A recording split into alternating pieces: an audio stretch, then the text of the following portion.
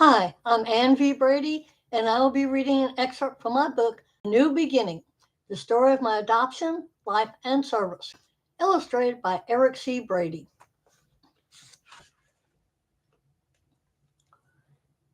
At MAO, I found a company that could sell us a chemistry analyzer at a fair price. I called the owner, and we set up a day for him and his brother to show me the chemistry analyzer in a lab setting. Then they would take me to lunch. They came to MAO and we went to a hospital lab that was using the analyzer. I was shown how it works and how they performed calibrations and quality controls. They also showed how easy it was to troubleshoot the analyzer. We went to lunch and the conversation started out pleasantly enough. Then his brother mentioned that he was concerned because we treated gay people. I told him that we didn't discriminate against patients. I told him that we treated both heterosexual and homosexual patients. He then told me that as a Christian, he couldn't in good conscience sell the analyzer to me. I was disappointed, but I wouldn't want to do business with a bigot. One day, our receptionist asked me what I would do if my son married a black woman. I told her that I would accept her into the family because he loved her. I wanted my son to be happy. She then asked me what I would do if my son married a man. I gave her the same answer. One of our other receptionists said she would disown her child if they just married the same sex. I couldn't do that. I love my sons and I could never disown them. MAO moved into a new building that was bigger and near stores and houses. They were able to give each doctor their own suite. Each suite had a reception area, a doctor's office, a phlebotomy room, and an exam room for seeing patients. I had my own suite with a phlebotomy room, office, and laboratory. There was a general reception area where the receptionist would tell each patient which suite their doctor was in. The biggest problem I had was the new head nurse decided that I was to draw blood for all three doctors. I explained that was what the phlebotomists were for in each doctor's suite. I also explained my job was to draw patients when the other phlebotomists were too busy with patients. I explained that I couldn't handle all those patients on my own and I was a lab director and had to run labs on occasion. One day the head doctor came to me and said that we were getting electronic medical records, EMR. She told me that she was planning to get rid of the laboratory. She told me that she hoped that I could learn to work with the EMR because she would hate for me to lose my job.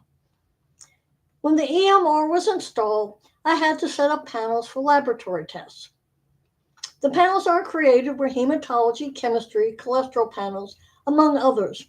I had to input the normal lab results for chemistry and hematology results. I had to put cutoff thresholds for normal results to show abnormal high and low results. I also had to put in an alert notice for panic values high and low for test results. I looked at the commercial laboratories, normal, abnormal, and panic values for different test results. I discovered that there is no universal standard between laboratories for normal, abnormal, and panic values. Take glucose, for example. Normal for glucose at one lab would be 70 to 107. Another lab would set normal at 70 to 99.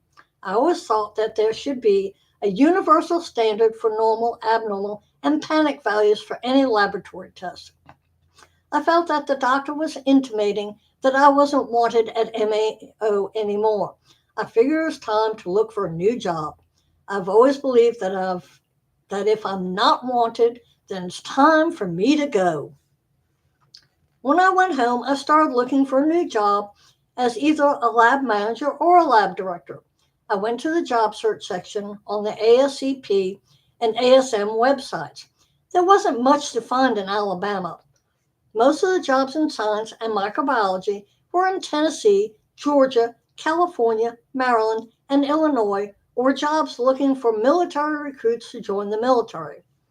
I didn't feel like moving. Up at the lodge, the women were trying to come up with ways to get more members to attend our meetings.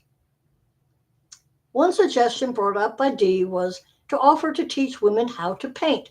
Another was to have a party after the meeting once a month to celebrate the members' birthdays for that month. Another suggestion was to have a raffle. Each woman got a ticket, and there would be a drawing for a prize at the end of the meeting. We adopted all these measures, and they worked for a while. Dee was the one who taught us how to paint, and she was a great teacher. The first painting we tried was to copy a painting of hers.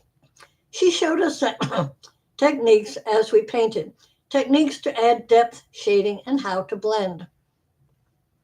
My first painting is a picture of a tree among grass, and there's a wall, and there's vines, light vines coming down. There's a blue sky with clouds. Off to the side, there's a little boat that's attached that's in water and is attached to a post that, and then there's dirt and grass and vines, and it's a beautiful picture. The next picture is a picture that I copied and changed of a lighthouse on rocks. And it's a white lighthouse with a little bit of red in it and a light shining. And there's a dark sky, and there's water. Parts of it are blue, parts of it are green, and then there's waves crashing against the rocks. And the next picture is a picture of the sun setting, and there's purple, the sky is purple as it's getting dark, and then there's orange and yellow, and there's a seagull in the background, and as the sun's setting, there's light coming through the water, and there's rocks, and the water's blue with a little bit mixture of green, and there are rocks in the picture, and there's water coming over the rocks as the water's crashing over the rocks, and it's a little bit of white. I may not be a great artist, but I'm proud of my paintings. My favorite is the lighthouse. I still enjoy painting. I was able to talk Bob into taking the course. He came once or twice before he decided it wasn't for him. We finally put Bob out in the apartment in the garage. He fought it hard. He wanted to be near us. The problem we had was we had no privacy at all. We explained that he would still come in the house when he wanted to, eat dinner with us, and watch TV with us. We told him that he would have more privacy and could watch TV out there if he didn't like what we watched. Bob did move out to the apartment with his cat. We still played Guild Wars 2 together. He spent time out in the apartment when I watched the Summer Olympics. I like to watch swimming, gymnastics, diving, synchronized diving, and swimming. I also like to watch the rowing competitions. Bob only wanted to watch boxing, ultra fighting championships, martial arts competitions. I don't like any kind of fighting, boxing, or martial arts. Watching it in a movie is different than watching the real sports. One is make-believe and one is real. Bob loved to practice Tai Chi and would pick times to show us how good he was at Tai Chi at the most inopportune times, such as watching TV. Bob was helpful around the house and would help outside by pruning the bushes and hedges. Bob would give the shirt off his back to help someone in need. One thing that Bob and I really had in common was our love of playing cribbage. We played it almost all the time. We were pretty even in ability, so one person wasn't always winning. I had taught Eric and Mike how to play cribbage when they were younger. Sometimes when the boys came home, we would play four-hand cribbage. And that is the end of chapter 13. And Have a happy Friday and have a great weekend. And for those sports fans that are watching the NFL draft, I hope your teams get the players they want. And thank you for listening to me read excerpts from my book. I hope you enjoy it, and please buy my books. Thank you.